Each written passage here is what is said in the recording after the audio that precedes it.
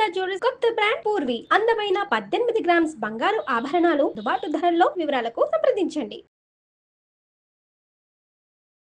నమస్తే రమగారు. నమస్తే జయ. రమగారు, మనకి మార్గశిర మాసంలోకి వెళ్ళబోతున్నాము. ఇందులోనే ధనుర్మాసం కూడా ఉంది. ఈ మాసం యొక్క విశిష్టత. కార్తీకం వెళ్ళంగానే మార్గశిర శుద్ధ పాడ్యమితోటి మార్గశీర్షం మొదలవుతుంది. పురుషోత్తమ మాసంగా చెప్పబడుతుంది ఇది మార్గశిరం. భగవంతుడైన శ్రీకృష్ణుడు భగవద్గీతలో చెప్పాడు, మాసానం మార్గశీర్షోహం అని.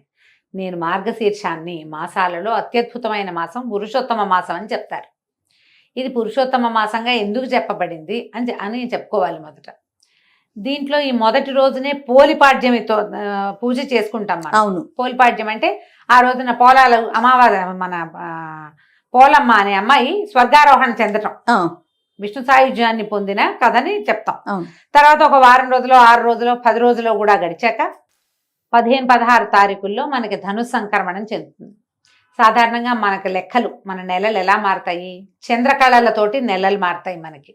చాంద్రమానం ప్రకారం సౌరమానం కూడా మనం చేస్తాం ఒకటి, కానీ ఆ సౌరమానం లెక్క ప్రతిరోజు ప్రతి నెల మనకు ఉండదు. చంద్రుడితోటే మన నడక ప్రతి నెల చంద్రుడితోటే మారుతుంది. చంద్రుడు ఏ నక్షత్రంతో కూడి ఉంటాడో ఆ నక్షత్రపు పేరునే ఈ నెలలకి ఇవ్వడం మనకు అలవాటు. చిత్తా నక్షత్రంతో కలిసినప్పుడు చైత్రము, చైత్రం తర్వాత విశాఖ నక్షత్రంతో కలిసినప్పుడు వైశాఖము, జ్యేష్ఠతో కలిసినప్పుడు జ్యేష్ఠ మాసము. ఇట్లా లైన్. ఓకే. ఈ పూర్వాషాఢ ఉత్తరాషాఢ ఉన్నాయి కదా, పూర్వాషాఢతో కలిసినప్పుడు ఆషాఢ మాసము, తర్వాత శ్రవణంతో కలిసినప్పుడు శ్రావణము. ఇట్లా అయితే ఇలా వెళ్ళినప్పుడు ఈ లెక్కల్లో మనం మాసాలని అనుసరిస్తూ శ్రావణము, భాద్రపదము, ఆశ్వీజ, కార్తీక మాసాలు జరుపుకున్నాం. కార్తీకంలో ఆ విశేషమైన విష్ణు సేవ, శివకైంకర్యాలు జరుపుకున్నాం. శివ ప్రీత్యర్థమే ఎన్నో దీపాలు పెట్టాం. అవును. ఇక్కడి నుంచి తీవ్రమైన చలి మొదలయ్యే కాలంలోకి వస్తున్నాం మనం. ఇది నా మార్గశిరంతో మొదలవుతుంది. అయితే ఈ మార్గశిరంలో ఒక 15 రోజులు గడిచాక ఇంచుమించు పౌర్ణమికి అటు ఇటుగా సూర్య సంక్రమణం చెందుతాడు. సూర్యుడు ఇప్పుడు చంద్రుడు ఏం చేస్తాడు? ఆయన కళలు పెరిగినప్పుడు తిథులు పెరిగి, కళలు తగ్గినప్పుడు మళ్ళీ తిథులు తగ్గి అదే పేర్లతోటి వస్తాయి. ఎట్లా? పాడ్యమి, విద్యా, తదియా, చవితి, పంచమి, షష్ఠి, సప్తమి, అష్టమి, నవమి, దశమి, ఏకాదశి, ద్వాదశి, త్రయోదశి, చతుర్దశి, పౌర్ణమి. మళ్ళీ అక్కడి నుంచి పాడ్యమి, కృష్ణ పాడ్యమి అనమాట. శుక్లమాస పక్షము, కృష్ణపక్షం. అయితే ఈ నడకలోనే సూర్యచంద్రులు, భూమి ముగ్గురు నడుస్తారు కదా. ఈ నడకల్లో సూర్యుడి నడక ఇంకొకటి ఉన్నది. సూర్యుడు ఎట్లా నడుస్తాడు? ఈయన చంద్రుడేమో తిథులు మారుతూ ఉంటాడు, ఈయనేమో ఇవి మారుతాడు. మనకి 12 రాసులు, 12 రాసులకి ఒక్కొక్క రాశి నుంచి ఒక్కొక్క దాంట్లోకి మారుతూ ఉంటాడు. ఈ సూర్యుడు మారే క్రమాన్ని సంక్రమణం అంటారు. సంక్రాంతి, రవి సంక్రాంతి అని చెప్తారు. ఇది నెల మధ్యలో వస్తుంది. పౌర్ణమికి అటు ఇటుగా డేట్ల ప్రకారం అయితే ఖచ్చితంగా 15-16 తారీఖుల్లో ఉంటుంది. 14, 15, 16 అంతే. ఈ 3 డేట్లలోనే పైకి కిందకి అవుతుంది, కానీ ఇంచుమించుగా 15వ తేదీలాగానే మనకు కనిపిస్తుంది.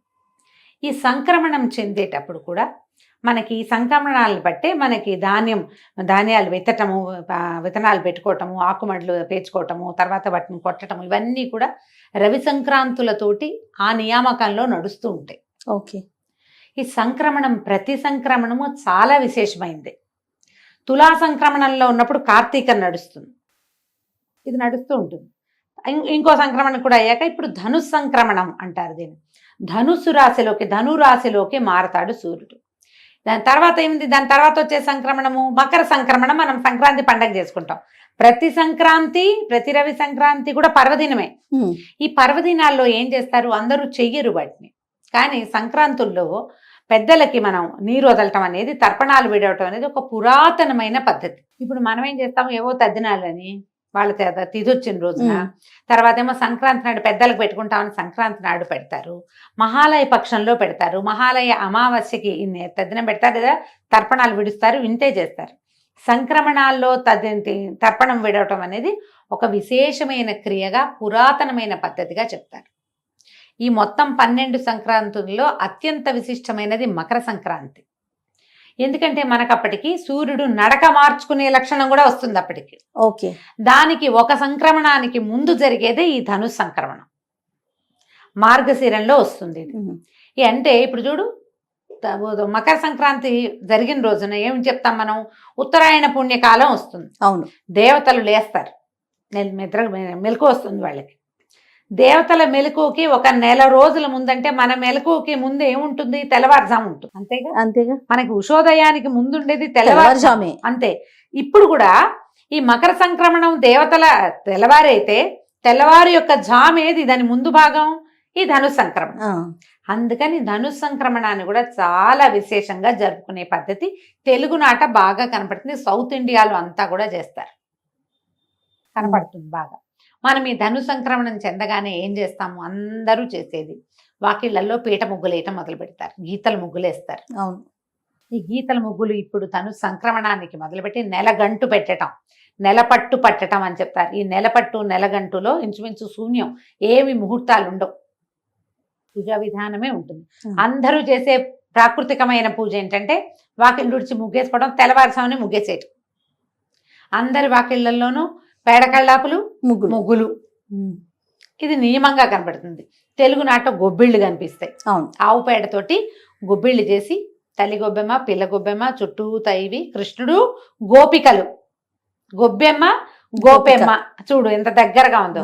తల్లి పిల్ల చేసి దాని మీద చక్కగా ముగ్గేసి పసుపు బొట్టు పెట్టి బంతి పువ్వులు కానీ గుమ్మడి పువ్వులు కానీ గుచ్చి పొద్దున్నే అలంకారం చేస్తాం వాకిలికి. విష్ణు సంచారం కోసం చేయబడేది ఇది. అయితే ఈ 30 రోజులు మనకి 30 days పడుతుంది. ఈ సంక్రమణం నుంచి మకర సంక్రమణం దాకా 29 లేదా 30 రోజులు పడతాయి.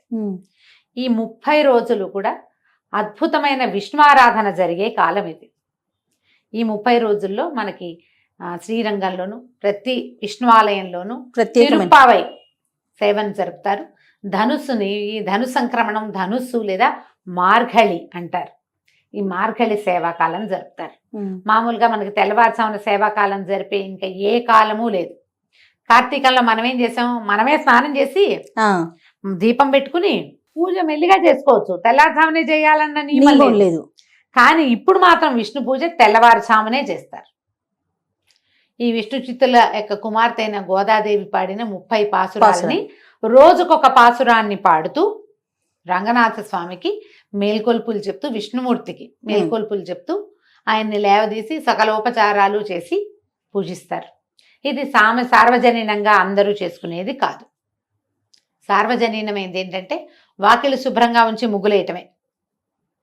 ఎందుకంటే మకర సంక్రమణానికి మరుసటి రోజున వచ్చే కనుమ నాడు బలిచక్రవర్తి భూమి మీదకి వస్తాడు. ఆయన స్వాగత సత్కారాల కోసం మొదటి మెట్టుగా నెల రోజుల ముందే మనం ఈ ముగ్గులు మొదలు పెడతాం. బలి రావడానికి బలిని భూమికి పట్టించినటువంటి మహానుభావుడైన సర్వవ్యాపకుడైన విష్ణువుని పూజిస్తాము ఈ నెల రోజులు. అవకాశం ఉన్నవాళ్ళు పూజించుకోవచ్చు. ఈజీ మెథడ్ ఏంటంటే దేవాలయానికి వెళ్ళడం, చక్కగా దద్దోజనమో చక్కెర పొంగలో ప్రసాదంగా తెచ్చుకోవటం. ఈ నెల రోజుల సేవాకాలము అన్ని విష్ణువాలయాల్లోనూ విశేషంగా జరుగుతుంది. శ్రీ వైష్ణవుల ఇళ్లలో కూడా చేసుకుంటారు. వైష్ణవ మఠాలు, పీఠాలు అన్ని చోట్ల కూడా విష్ణువారాధన క్రమం సాగుతుంది. పాసురాలు చెప్పుకుంటారు. ఈ గోదాదేవి కథ విశేషంగా మనం వింటాం. ఈ నెల రోజుల్లో తిరుమలలో కూడా స్వామివారికి సుప్రభాత సేవలో సుప్రభాతం బదులు తిరుప్పావైనే వినిపిస్తారు. తిరుప్పావైతోటే స్వామిని నిద్రలేపుతారు. అది విశేషంగా కనపడుతుంది. మనం ఇవన్నీ ఏం చేయలేం. తిరుప్పావై ద్రవిడ భాషలో ఉంటుంది, మనకి రాదు, అర్థం కాదు. పొద్దున లేచి వాకిట్లో ముగ్గేసుకోగలం కదా, అంతేగా. ఆ వాకిట్లో ముగ్గేయడానికి మీరు స్నానం చేయక్కర్లా, స్నానం చెప్పలా. సాధారణ జీవులకి స్నానం చెప్పలేదు. వాకిలుడిచి చక్కగా ముగ్గేసి కళ్ళాపు జల్లి ముగ్గేసి తర్వాత మీరు స్నానం సంధ్య తెమిల్చుకోవచ్చు, ఏం తప్పలేదు. ముగ్గేయడానికి కూడా స్నానం చేయాలని నాకు తెలియదు జయ. అదేలేండి, నాకు తెలియదు. ముగ్గేయటానికి కూడా, వాకిళ్ళు తుడటానికి కూడా, గొబ్బిళ్ళు పెట్టడానికి మేమైతే గొబ్బిళ్ళు పెట్టడానికి ముందు స్నానం చేసేవాళ్ళం కాదు. ఊళ్ళల్లో ఎవరైనా స్నానం చేసి గొబ్బిళ్ళు పెడతారని నేనైతే వినలేదు, నాకు తెలియదు. మీరు ఎవరైనా అలాంటి విధానం ఉంటే అమ్మా ఖచ్చితంగా పాటించండి. జోహార్లు మీ ఓపిక, మీ పద్ధతులకి. నాకు తెలీదు, మేము అలా చేయలేదు. ఎన్నేళ్ళో పెట్టాను జయ గొబ్బిళ్ళు నేను. మాకు అవకాశం ఉంది, పల్లెటూరు కదా, గొడ్లున్నాయి, ఆవులున్నాయి మాకు. చక్క పాలేళ్ళు ఆవు పెడ తీసి పెట్టేవాళ్ళు, పొద్దున్నే లేచేసేవాళ్ళు. ఎందుకు ఈ కాలం ఇంత ప్రత్యేకం అంటే ఇవి మనకైతే పంటల కాలం. ఈ గొబ్బిళ్ళు పెడితే ఈ గంగిరెద్దుల వాళ్ళు రావటము, హరిదాసులు రావటము, పొద్దున్నే ఆ మంచుని చీల్చుకుంటూ వచ్చేవాళ్ళు. విపరీతమైన పొగ మంచు, తెల్లవారు డిసెంబర్ అనేసరికల్లా ఇంకేముంది, పొగ మంచే కదా. అవును. ఆ మంచులో ఆ చల్లదనానికి ఈ పని చేయటం మంచిది ఆరోగ్యానికి. బహుశా ఉమ్. స్త్రీ ఆరోగ్యానికి మంచిదని ఇవి పెట్టారేమో అనుకుంటా నేనైతే. దాన ప్రక్రియ విశేషంగా చేస్తారు. ఈ ఒడ్లు బియ్యము ఇల్లు చేరతాయి. అందరికీ ఒడ్లు, మన వైపంతా వరే కదా. అవునవును. ఇల్లు చేరేసరికి అలా వచ్చిన వాళ్ళందరికీ తలా ఒక దోసెడు గుప్పెడు చొప్పున బియ్యమో ఒడ్లో ఇచ్చేవాళ్ళం. గుమ్మడికాయలు కాసేవి గుమ్మళ్ళు ఇచ్చేవాళ్ళు బాగా. ఈ కాలం అంతా కూడా దాన ప్రక్రియకి చాలా మంచిది. మీరు ఆహార ధాన్యాలు ఏవైనా సరే, ఇప్పుడున్న కాలాన్ని బట్టి సిరిధాన్యాలు కూడా ఆహార ధాన్యం కిందే లెక్క కదా మనకి. అవైనా సరే దానం చేయండి. ఓ. విశేషించి గుమ్మడి పళ్ళు అవి కూడా చాలా మంచివి. తర్వాత ముందుకి పళ్ళు దానం చేయటం, ఖర్జూర పళ్ళు, రేగు పళ్ళు అలాంటివి దానం చేయటం చాలా మంచిది. ఇవన్నీ ఆరోగ్యానికి మంచిది, ఇహపరాలకి ఉపయోగపడేవేనమ్మా మన పండుగలన్నీ. అయితే ఈ పర్వదినాలుగా చెప్పబడేటువంటి ఈ ధను సంక్రమణ దినాలన్నీ కూడా కుదిరితే ఏదైనా ఒక విష్ణువాలయాన్ని దర్శనం చేయండి. ఏ శ్రీరంగమో రంగనాథ స్వామిని చూడగలిగే అవకాశం లభిస్తే మహతరం జన్మధన్యం అయిపోయినట్టే. అవకాశం కుదిరితే అన్ని చోట్ల జనం బాగా పుష్కలంగా ఉంటారు. ధనుడు మాసంలోనే మనకి గీతా జయంతి అవన్నీ వస్తాయి. అవును. గీతా జయంతి కొంచెం ముందే ఏకాదశికే వచ్చేస్తుంది, మార్గశిర మాసంలో వస్తుంది. అయితే ఇప్పుడు ధను సంక్రమణం మనకి మార్గశిరంలో వస్తుంది. మార్గశిరంలో ఇంకా విశేషంగా చేయవలసినవి ఏంటంటే ఈ పాడ్యం చేసాం, పోలి పాడ్యమి, సుబ్బారాయ షష్ఠి ఒకటి చేసుకుంటాం. అవును. ఎవరైతే నాగుల చవితి నాడు పాలు పోయలేదో వాళ్ళు సుబ్బారాయ షష్ఠికి పాలు పోసుకోవచ్చు. సంతానం లేని వాళ్ళు, సంతాన కోసం ప్రయత్నం చేస్తున్న వాళ్ళు కూడా ఈ సుబ్బరాయ షష్ఠి నాడు సుబ్రహ్మణ్యుడిని తలుచుకుని షష్ఠి పూజా విధానాన్ని ఏదైనా మొదలు పెట్టుకోవచ్చు. షష్ఠి నాడు ఎక్కడైనా మల్లి దేవసేన సమేత సుబ్రహ్మణ్యేశ్వర స్వామి ఉంటే వారిని దర్శనం చేసుకోండి. సుబ్రహ్మణ్య అష్టకం చదువుకోండి. సుబ్రహ్మణ్య భుజంగ ప్రయాతం అని ఒక స్తోత్రం దొరుకుతుంది, అలాంటివి ఏమైనా చేసుకోవచ్చు. ఓకే. షష్ఠి తర్వాత ఇంకా ముందుకెళ్తే గీతా జయంతి వస్తుంది, తర్వాత ధనుర్మాసం వస్తుంది. ఇలా మనం మార్గశిర మాసాన్ని ముందుకు తీసుకెళ్తాము. మీ అవకాశాన్ని బట్టి ఎంత చేయగలిగితే అంత చేసుకోవటమే. తప్పకుండా రమ్మగారు. నమస్తే. నమస్తే జయ.